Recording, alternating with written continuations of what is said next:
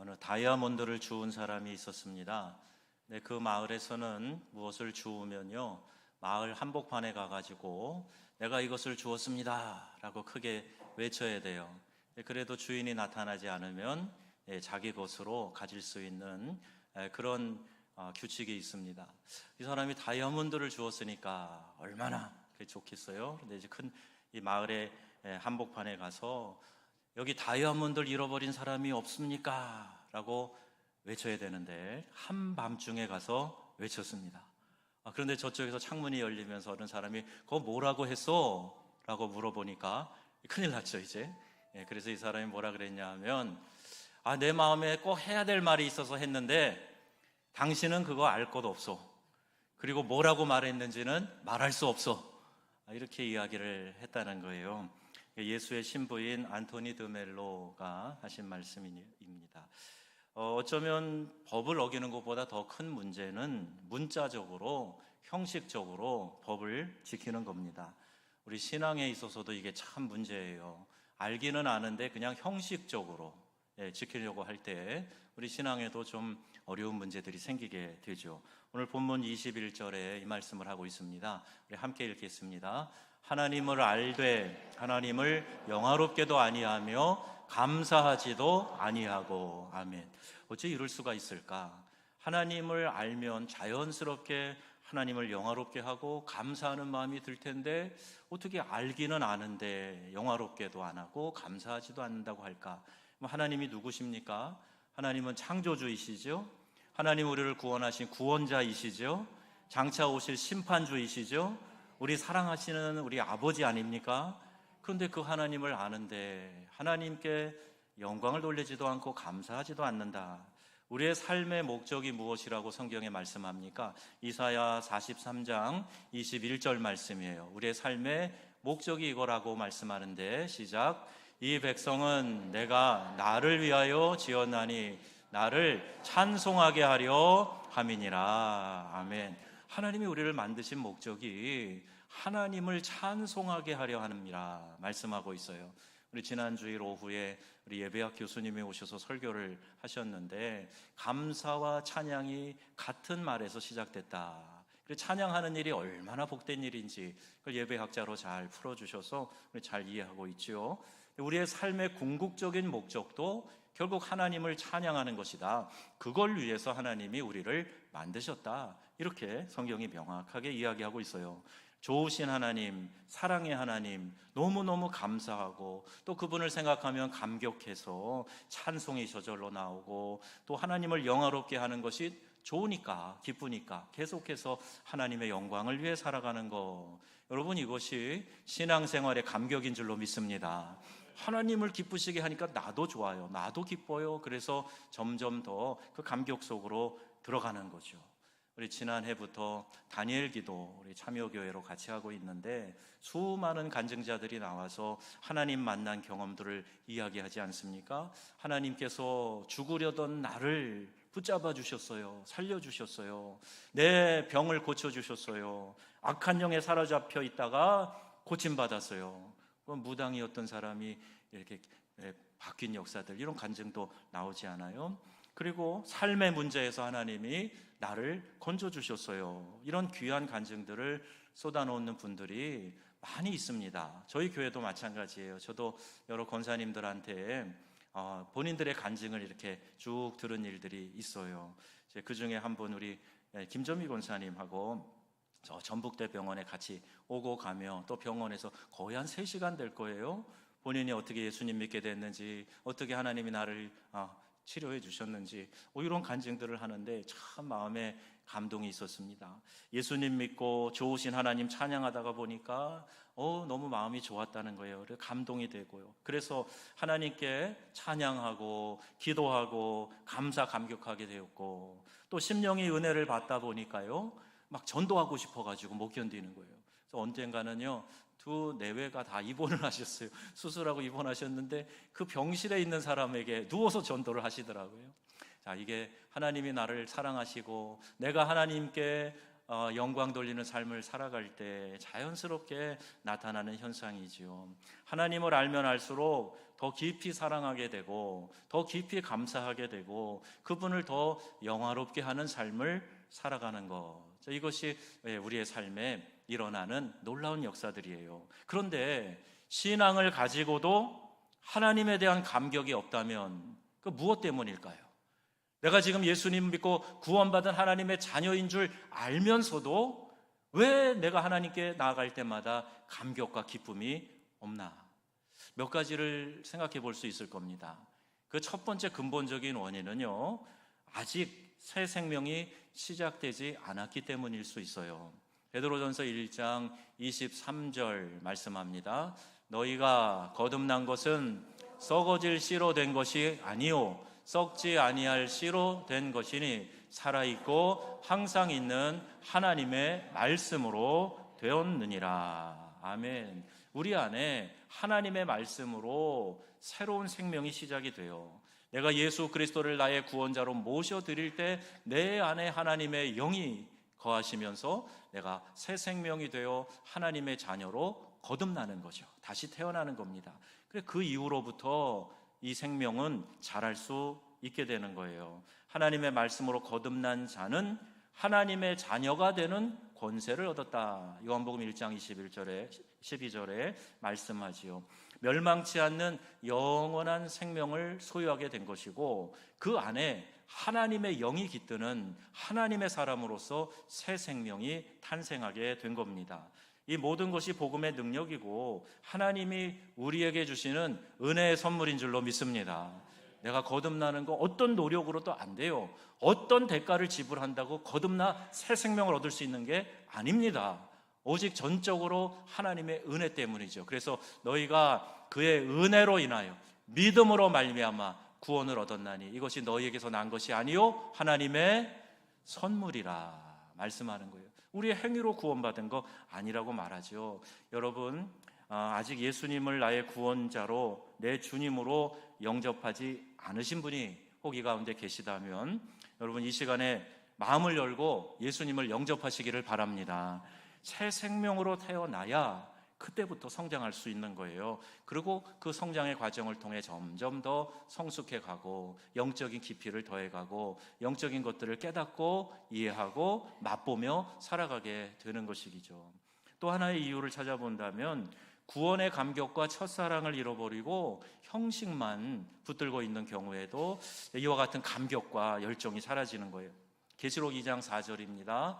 그러나 너희를 책망할 것이 있나니 너희 처음 사랑을 버렸느니라. 그러므로 어디에 떨어졌는지를 생각하고 회개하여 처음 행위를 가지라. 아멘. 성령께서 에베소 교회를 책망하면서 하시는 말씀이에요. 첫사랑이 있었다는 거 아닙니까? 뜨겁게 하나님을 사랑하고 우리 하나님 앞에 그 감격스러운 예배자로 살았는데 어느 틈엔가 그 처음 사랑을 잃어버려가지고 냉랭하고 감격이 없는 그런 신앙인들이 되었다는 거, 이걸 성령께서 안타까워하시며 책망하시는 거예요. 어디 떨어졌는지 어디서 잃어버렸는지 생각해보고 회개하여 처음 행위를 다시 가져라 말씀하고 있는 겁니다. 여러분, 익숙해지면 소중한 것을 잊고 살아요.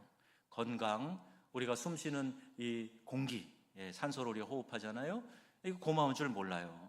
하지만요, 건강을 잃어버렸을 때, 제 이 호흡기 계통에 무슨 장애가 생겼을 때, 숨쉬는 게 이렇게 어렵고 힘든 건데, 그동안 숨쉬고 산 게 은혜였구나, 이런 생각하게 되지 않습니까? 저절로 느끼죠.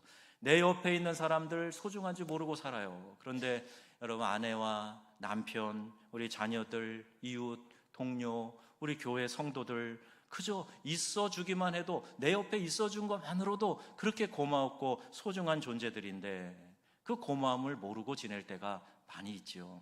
평소에는요, 이 신앙의 울타리가 얼마나 나에게 큰 유익이 되는지 잘 모릅니다. 건강한 교회에서 바른 복음으로 영혼의 돌봄을 받는 일은 상상을 초월하는 큰 은혜인 줄 여러분 믿으시기를 바랍니다. 이 시대에 건강한 좋은 교회 만난다는 게 얼마나 큰 은혜인지 몰라요. 이게 내 신앙의 울타리, 내 보호의 울타리가 되는 거죠. 그런데 교회 생활이 그저 습관의 삶이 되어버리면요, 습관이 되면 고마운 줄 모른다니까요. 우리 교회 좋은 줄 몰라요. 그리고요, 시들한 마음 갖게 되고 자꾸 무엇인가 내 눈에 이렇게 좋지 않은 것만 보여지게 되는 것, 불만족스러운 것만 생각나게 되고 그러는 거예요. 내 안에 이 감격과 기쁨을 잃어버리고 첫사랑을 잃어버리고 나면 내 주변에 있는 것들에 대한 고마움과 소중함을 잘 잊어버릴 수 있기 때문에, 혹시 그래서 나에게 감격이 없는 것은 아닌가? 이걸 한번 점검해 봐야 된다. 또 하나는요, 원수 마귀가 우리의 구원의 기쁨을 빼앗아갑니다. 다윗이요, 간음죄를 범하고 그 영혼이 황폐해지죠. 나단 선지자를 통해서 하나님의 책망을 들어요. 그가 철저히 하나님 앞에 엎드려서 회개하며 드리는 기도가 시편 51편입니다. 11절에서 12절 말씀 우리 같이 볼게요. 나를 주님 앞에서 멀리하지 마시고 주의 성령을 거두지 마옵소서. 구원의 즐거움을 회복시켜 주시고 자원하는 심령을 주사 나를 붙드소서. 아멘. 죄 지으니까요, 하나님이 멀리 느껴지는 거예요. 그리고 내 안에 성령의 감동이 없어져 버려서 구원의 즐거움도 사라져 버렸어요. 죄 때문에. 하나님, 저를 긍휼히 여기셔서 이곳으로부터 저를 고쳐주시고 회복시켜 주세요. 이렇게 기도하고 있는 거죠. 여러분, 이렇게 죄 가운데 빠지면요, 영적인 만족과 기쁨을 잃어버리게 됩니다. 그래서요, 죄 짓지 말라는 거예요. 죄 가운데 빠져서 하나님이 구원의 그 감격을 나에게 용서함으로 회복시켜 주시도록 우리가 늘 기도해야 합니다. 그리고 위에 이 세 가지 유형에 걸려 있으면 나타나는 현상이 있어요. 어떤 현상이냐 하면요, 첫째, 생각이 허망해지는 겁니다. 오늘 본문에 말씀하죠. 생각이요, 허망해져서 보고만 해서 기뻐하지 못하고요, 헛된 것을 추구하면서 그걸 쫓아가면서 살아가는 거예요. 이게 생각이 허망하여지고, 둘째, 미련한 마음으로 어두워지고 진리의 빛으로 나아가지 않고 자꾸 어두움에 거하려고 하는 것, 이것이 거듭나지 못했거나 첫사랑을 잃어버렸거나 아니면 죄악 중에 빠졌을 때 나타나는 현상이라는 말이에요. 어둠에 자꾸 있으려고 그래요. 진리의 빛으로 나가야 되는데 그 빛이 싫은 거예요. 그래서 자꾸 음지로 숨어드는 거, 이게 죄악의 본성인 겁니다. 그리고 세 번째는 스스로 지혜 있는 채 하나 우상 숭배와 이단에 빠지게 된다는 거예요. 나는 영적으로 탁월해, 우월해, 잘 알아. 그러다가 덜컥 이단의 유혹에 걸려드는 사람들이 있단 말이에요. 나는 다른 사람들보다 더 영적인 것을 추구해, 더 신비적인 체험이 있어. 그러다가 덜컥 이단의 유혹에 빠지는 사람이 있다는 거예요. 스스로 지혜 있는 채 하나. 우상과 이단은요, 동전의 양면과 같다 그래요. 형상을 만들어 놓고 섬기는 것만 우상 숭배가 아니에요. 이렇게 뭘 새겨놓고 만들어 놓고 그 앞에서 비나이다 이것만이 우상 숭배가 아니란 말입니다. 이단도 우상 숭배하는 거예요. 왜? 교주가 있어요.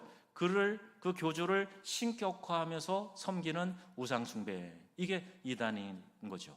그래서 여러분, 이단에 빠져 있는 것도 결국에는 우상 숭배하고 있는 겁니다. 25절 말씀을 한번 보세요. 그들이 하나님의 진리를 뭐로 바꿨어요? 거짓으로 바꿨어요. 진리이신 하나님, 영이신 하나님, 그 하나님의 진리를 살짝 바꿔놓는 겁니다. 이단은요, 진리를 이렇게 살짝 왜곡시켜요. 여러분, 이미테이션이라 그러죠. 진짜 그 보석을 이렇게 본따서 만든 건데요, 이 보석이 진짜 보석보다 어떻게 보면 더 진짜같이 그렇게 보일 때가 있어요. 여기도 이미테이션 하고 오신 분이 몇 분 계시는지 모르겠는데, 기독교 이단이 있다는 것은 그 가치를 반증하는 겁니다. 그만큼 중요하고 그만큼 귀한 것이기 때문에 그렇게 흉내내서 만든 가짜가 있다는 거예요. 짝퉁은요, 진짜의 가치가 클 때 그것을 모방하는 거예요. 그러니까 루이비통은 짝퉁이 있지만 저 시장 상표는 굳이 짝퉁을 만들 필요가 없어요. 그렇죠? 가치가 있으니까 짝퉁을 만드는 거 아니겠습니까? 피조물을 조물주보다 더 경배하며 섬기느니라. 아니, 사람이 자기가 만들어 놓은 이런 신상에 가서 자기가 이루고 있으니 이게 얼마나 어리석은 일이에요. 그런데도 불구하고 피조물을 만들어 놓은 것을 조물주, 창조주 하나님보다 더 섬기고 있다, 이렇게 말씀합니다. 이단이 바로 사람을 섬기게 하는 거예요. 유혹해서 얽어매고 갈취하는 것이 이단의 본성입니다. 거기 사람이 많이 모인대요. 그리고 거기 뭐가 있는 줄로 착각하시면 안 돼요. 이단의 특징이 바로 그와 같은 것이에요. 사람뿐만이 아닙니다. 팀 켈러가 지은 책들 중에 내가 만든 신이라는 책이 있어요.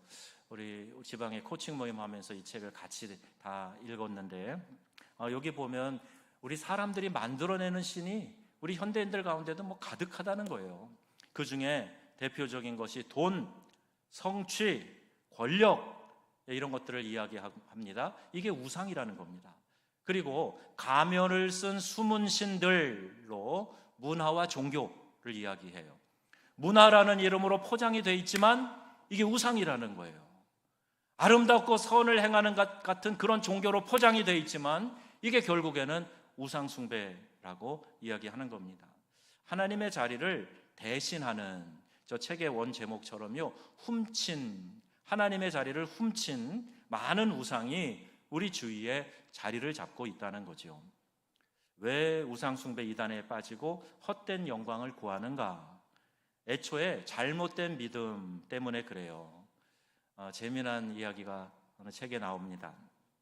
홍기영 목사님이 쓴 책인데 더 가까이라는 제목인데요, 여기에서 주님이 주님인가? 이런 도전적인 질문을 하면서 이야기를 하는 거예요. 만일 램프의 요정 지니가, 아시죠 여러분? 알라딘에 나오는 램프의 요정 지니, 거기가 실제로 존재하고 내 앞에 있다면 지니에게 소원을 빌겠는가, 주님께 기도하겠는가? 이런 질문이에요. 물론 우리는 뭐라고 대답하시겠어요, 여러분? 다 주님이라고 대답하실 거예요. 그런데 지니에게 살짝 마음이 흔들리는 이유는 무엇일까요? 그러면서 이야기하는 거예요. 첫 번째는 지니는 비비기만 하면 나오지만 주님은 간절히 기도해도 침묵하시는 경험을 하기 때문이다. 그리고 또 하나는요, 지니에게는 소원을 3가지 잘 말하면 되지만 주님께는 소원을 말하는 순간 혹시 내 소원에 문제가 없는지 고민하게 된다.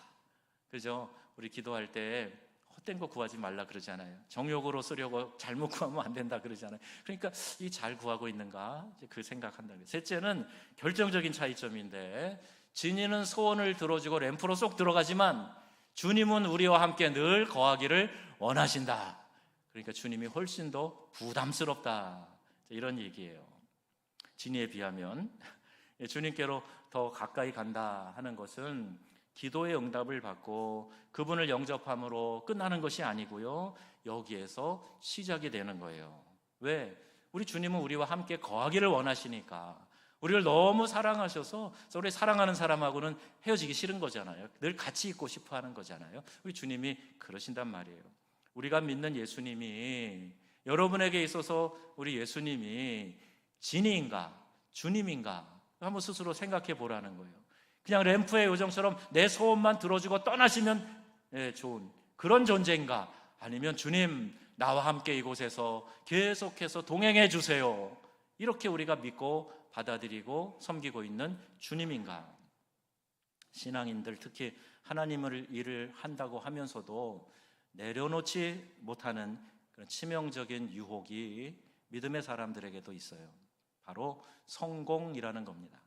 성공이 왜 복음과 배치되는가? 복음이 하나님의 역사라면 성공은 자기 일을 자랑하는 것이 되기 때문이다, 이렇게 정의를 합니다. 내가 성공했어, 결국 내가 내 힘으로, 내 지혜와 능력으로 이걸 이루었다라는 것을 자랑하게 되면 이건 성공에 해당하는 거예요. 그렇기 때문에 진짜 복음적인 사람이 된다는 것은 우리의 삶에서 겉으로 나타나는 표적, 어떤 결과, 성취, 이것을 구하는 것이 아니라 우리 하나님과의 내적인 친밀함, 이것을 구하고 이것을 기뻐하는 것, 이게 진짜 복음적인 삶을 살아가고 있는 겁니다.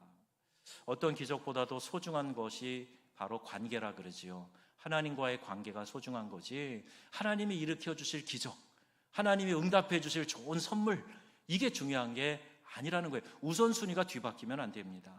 우리가 잘 아는 찬송이 있어요. 찬송가 442장인데 가사가 너무 아름답습니다. 저 장미꽃 위에 이슬 아직 맺혀 있는 그때에 귀에 은이 소리 들리니 주 음성 분명하다.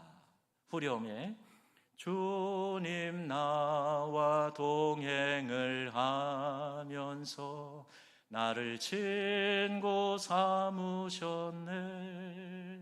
우리 서로 받은 그 기쁨은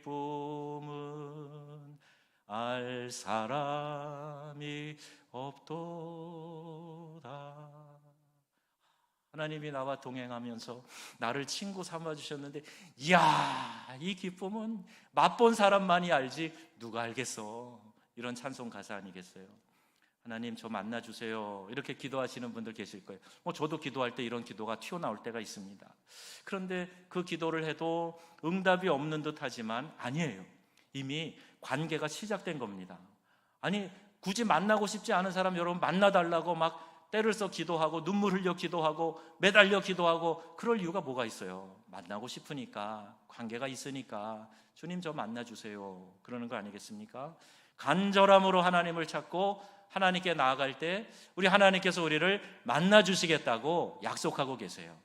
어디에 있느냐? 잠언 8장 17절 말씀이에요. 같이 읽어볼게요. 잠언 8장 17절. 나를 사랑하는 자들이 나의 사랑을 입으며 나를 간절히 찾는 자가 나를 만날 것이니라. 아멘. 우리 한국 사람은 좀 이상한 수줍은 정서가 있어요. 자기는 꼭꼭 숨으면서 찾아와 달라는 거예요. 자기는 이렇게 사랑을 표현하지 않으면서 사랑을 표현해 달라는 거예요. 어려워요. 그런데 우리 하나님이 분명히 말씀하고 계세요. 나를 사랑하는 자들이 나의 사랑을 입고 나를 간절히 찾는 자가 나를 만날 것이라.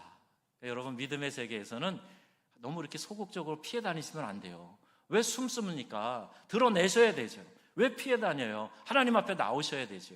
여러분, 하나님을 간절히 찾고 하나님을 구할 때 우리 하나님 만나 주실 것을 믿으시기를 바랍니다.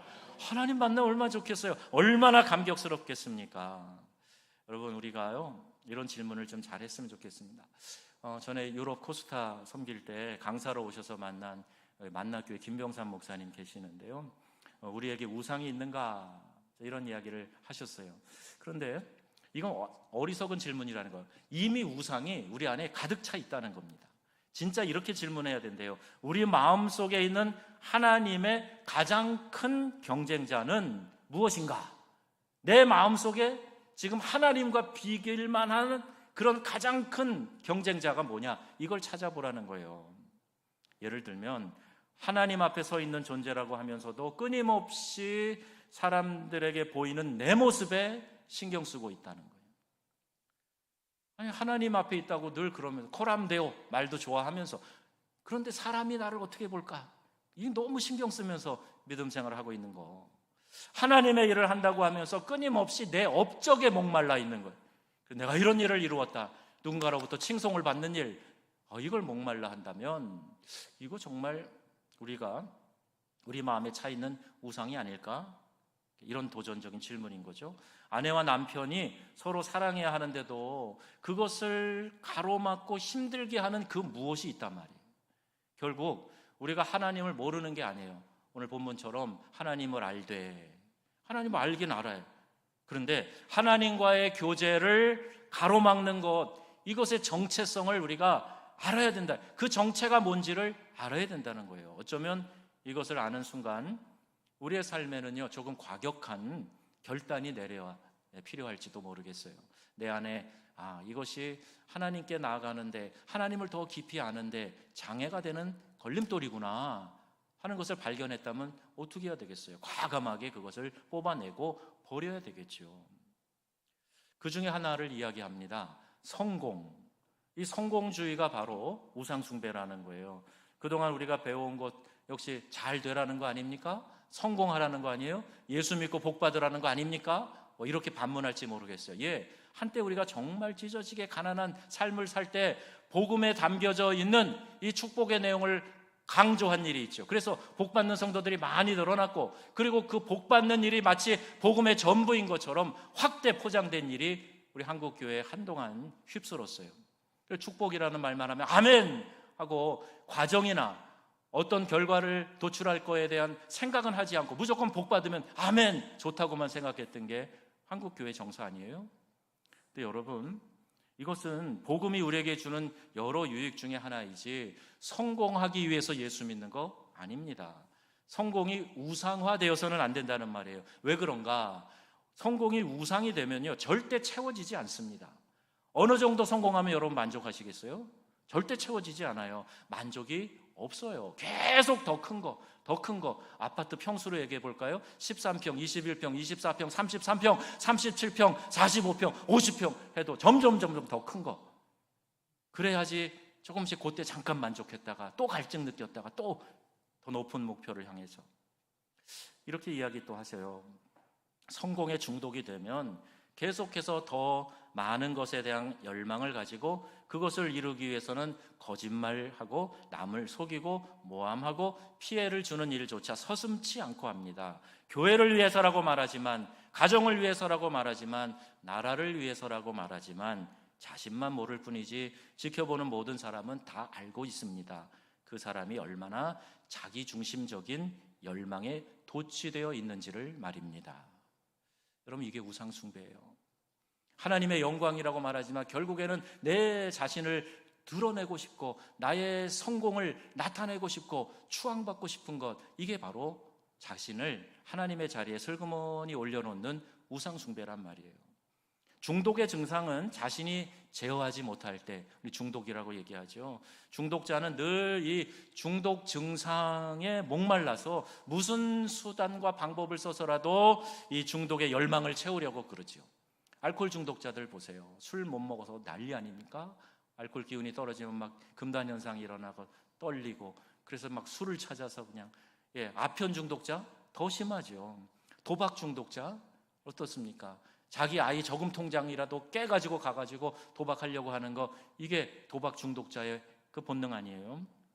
성공이 잘못된 것은 아닙니다. 그런데요, 성공에 중독되어 살아가는 삶은 이게 바로 우상숭배가 되어버리기 때문에 이 성공 중독자가 되어서는 안 된단 말이에요. 성공을 따라가는 순간 하나님과의 친밀한 관계가 깨어집니다. 하나님이 내 삶의 목표이고 그분만을 향하여서 내 사랑에 온전한 마음을 드려야 되는데 이 세상에서 성공하는 것에 마음을 두고 쫓아가기 때문에 하나님과의 관계는 뒷전이 되고 마는 거예요.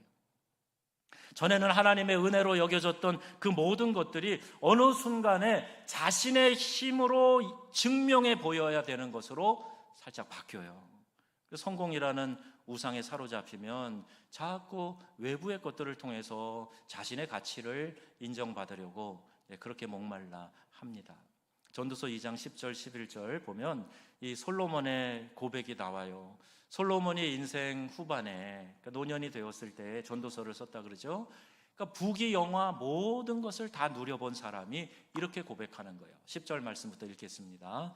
무엇이든지 내 눈이 원하는 것을 내가 금하지 아니하며 무엇이든지 내 마음이 즐거워하는 것을 내가 막지 아니하였으니 이는 나의 모든 수고를 내 마음이 기뻐하였음이라. 이것이 나의 모든 수고로 말미암아 얻은 몫이로다. 그 후에 생각해 본즉 내 손으로 한 모든 일과 내가 수고한 모든 것이 다 헛되어 바람을 잡는 것이며 해 아래에서 무익한 것이로다. 아멘. 그가 많은 것을 얻으면 얻을수록 헛되다라고 고백할 수밖에 없었던 것은 아무리 채워도 채워지지 않는 공허함이 있었기 때문이죠. 우리는 성공을 꿈꿉니다. 이른바 대박 사건 기대합니다. 한탕주의, 한 번에 뭔가를 확 이루어보고자 하는 그런 마음들이 있어요. 그리고 그렇게 되지 못했을 때 실패했다라고 생각하기 쉬워요.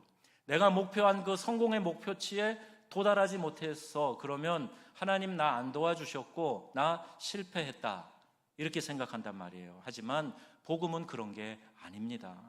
주님과 함께하는 즐거움을 아는 것이 진정한 성공인 줄로 믿습니다. 하나님이 나와 함께 하신다 하는 것을 깨닫고 주님과 동행하는 것, 이것보다 더 큰 복이 어딨나, 이것보다 더 큰 성공이 어딨나, 여러분 그렇게 믿으시기를 바랍니다. 이게 복음이 우리에게 가르쳐준 진리예요. 바로 알아야 돼요. 우상 숭배는요, 하나님을 기다리지 못하는 거예요. 우상 숭배는요, 하나님 외에 다른 것을 통해서 만족을 찾으려고 하는 노력, 이게 우상 숭배입니다. 여러분, 우리의 삶의 진정한 가치가 뭘까요? 그런 생각 해보셨습니까? 우리가 이루어 놓은 성공이 어쩌면 나에게 최악의 실패가 될 수도 있겠다. 마태복음 16장 26절에 예수님 말씀하세요. 다 같이요. 사람이 만일 온 천하를 얻고도 제 목숨을 잃으면 무엇이 유익하리요? 사람이 무엇을 주고 제 목숨과 바꾸겠느냐? 아멘. 그럼 진짜 아멘이세요? 그럼 여러분, 지금 내가 뭘 같이 움켜쥐지 못했다고 해도 여러분이 지금 이 자리에 호흡하고 살아계시는 것만으로도 가장 귀한 것을 여러분 갖고 계신다 하는 사실을 여러분 믿어지십니까? 아멘이세요? 생명이 가장 귀하기 때문이에요. 그런데 사람은 무엇인가 얻으려고, 성취하려고 거기에 그렇게 목매어 살아갑니다. 우리의 삶의 가치는 자신이 세상에서 성취한 일에 있는 것이 아니라 그리스도 안에서 우리의 정체성에서 시작된다라고 말해요. 내가 누구인가 하는 것을 예수님 안에서 깨닫는 거죠. 우리 자신은 우리가 이루어 놓은 일과 우리가 가지고 있는 재능 그 이상의 존재예요.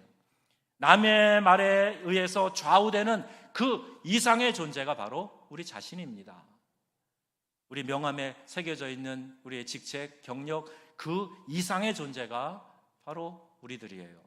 내가 사는 집의 크기, 타고 다니는 자동차의 종류, 걸치고 다니는 명품 그 이상의 존재가 우리 자신이에요. 여러분 속이 허해지시면 안 되고요. 여러분 속이 예수님으로 가득 채워지시기를 바랍니다. 시편 139편 14절에 시편 기자가 말하고 있어요. 나를 지으심이 심히 기묘하심이라. 원더풀, 기묘하다 말씀해요. 하나님이 우리를 만드셔 놓고 우와 대단한데, 기묘한데, 원더풀 하고 우리를 감탄하시면서 말씀하고 계시는 거예요. 한국의 예수전도단을 소개한 오대원 목사님, 제가 사석에서 몇 번 뵌 일이 있어요. 이분이 지금은 엘리야 때처럼이라는 책을 쓰면서 그 책에 성공을 만들고자 하는 사람들이 가장 두려워하는 것 이야기합니다. 숨겨짐, 잊혀짐이랍니다. 그런데 오늘날 우리는 우리를 숨기기 원하시는 하나님의 뜻을 종종 회피한다. 그래서 때로 소진되기도 하고 하나님을 원망하기도 하고 힘과 용기를 잃기도 한다. 이렇게 쓰셨어요. 근데 여러분 아십니까? 하나님이 쓰시는 사람의 특징이 있다는 것을 예외 없이 숨겨진 시간이 있었다는 사실이에요. 모세가 40년 동안 광야에서요 무명의 사람으로, 목동으로, 자기 양도 아니고 장인어른 양치면서 광야에서 생활합니다. 사도 바울이 다메섹 도상에서 거꾸러진 다음에 아라비아 광야로 가서 3년 동안 지냅니다. 하나님이 숨겨 놓으신 거예요. 더 큰 일을 시키시려고 하나님이 아무도 없는 무명의 사람으로 아무도 없는 광야에 숨겨두시고 준비시켜 주시는 거예요. 그래서 숨겨짐은 늘 보내시기 위한 준비의 시간이었다, 이렇게 보는 거예요. 하지만 성공에 목마른 사람들은 숨겨짐의 시간을 견디기 힘들어합니다. 아무에게도 드러나지 않는 시간 때문에 사역에 뒤처지고 잊혀가는 것을 두려워하는 거예요. 목회자인 저 자신도요 이런 유혹에 직면할 때가 자주 있어요. 주변을 봐도 마찬가지입니다. 그 누구라고 해서 예외가 아니에요. 여러분, 하나님께서 우리를 숨기실 때는 분명한 이유가 있다 하는 사실이에요. 우리가 숨겨진 시간에도 하나님은 여전히 함께 계시고 여전히 일하시는 줄로 믿습니다. 하나님 우리를 준비시켜 주시는 거죠. 남이 나를 인정해 주지 않아도 주님과의 교제 속에서 주님 한 분만으로 만족하시기를 바랍니다. 주님과의 깊은 교제를 갈망하고 주님 안에서 기뻐하세요. 정말 하나님을 믿으면 그분이 나의 삶을 최선의 삶으로 이끄실 것을 믿고 살아가는 것, 이것이 진정한 성도의 신앙생활이에요. 그분을 철저히 의지하고 있다면 지금 나의 상황, 나의 형편, 이루지 못한 것 하나도 부끄럽지 않아요. 왜? 하나님이 그대로 두셨기 때문이에요. 그 상황에 놔두셨기 때문에, 숨겨두셨기 때문이에요. 때가 되면 하나님이 높이시기도 하고 더 크게 사용하시기도 하고, 아니면 하나님이 그 상황 속에서도 충분히 영광을 받으시기 때문입니다. 여러분, 경쟁에서 이기려고 막 하지 마세요. 심지어 남을 깔고 눌러서 올라가려고 하지 마세요. 이 그리스도인의 삶이 아닙니다. 당신이 잘 되기 원합니다. 당신이 더 복받기 원합니다. 당신이 더 훌륭한 사람이 되기를 원합니다. 축복하는 게 우리 기독교인의 삶이에요. 성공이 우상이 되어버린 이 시대에 우리를 숨기시는 하나님의 손길을 봅니다. 그리고 이게 얼마나 축복인지 몰라요. 아, 하나님이 지금 나를 조용히 숨겨두셨구나. 이걸 깨닫는 것이 큰 축복이죠. 이것이 보이지 않는 사람은 지치게 될 거예요. 하나님 언제예요? 언제 저를 좀 성공하게 해주실 겁니까? 그 갈증 속에 계속 살 거요. 결국요, 하나님을 떠나서 자기 일에 중독이 되고 말 것이기 때문에 우리는 이러한 삶을 살아서는 안 돼요. 성공이 우리의 삶의 목표가 되어서는 안 됩니다. 성공을 쫓아가는 것이 우상숭배라면 하나님이 우리에게 행하시는 일을 바라보면서 묵묵히 살아가는 거, 이게 믿음이에요. 여러분, 우상숭배 하시겠습니까? 믿음 생활 하시겠습니까? 조급한 마음 갖지 마시고요, 묵묵히 우리를 위해서 일하시는 하나님에게 주목하시기를 바랍니다. 성공을 쫓아가면 하나님을 잊어버리게 되지만 하나님을 쫓아가면 우리의 인생에 성공이 따라오게 됨을 믿으시기를 바랍니다. 사랑하는 성도 여러분, 하나님을 잘 알아야 돼요. 여호와를 아는 지식이 없어서 이 백성이 망한다 그랬어요. 말씀을 우리가 제대로 알아야 됩니다. 성공이나 세상의 헛된 만족, 잘못된 교리에 빠지는 우상 숭배가 아닌 하나님과의 친밀한 관계로 여러분들이 다시 일어서시기를 바랍니다. 저희 여러분에게 더욱 깊이 하나님을 알고 예배와 기도와 삶을 통해서 하나님과의 풍성한 교제를 더욱 추구하려는 이 결단이 있어지기를 우리 주 예수님의 이름으로 축원합니다.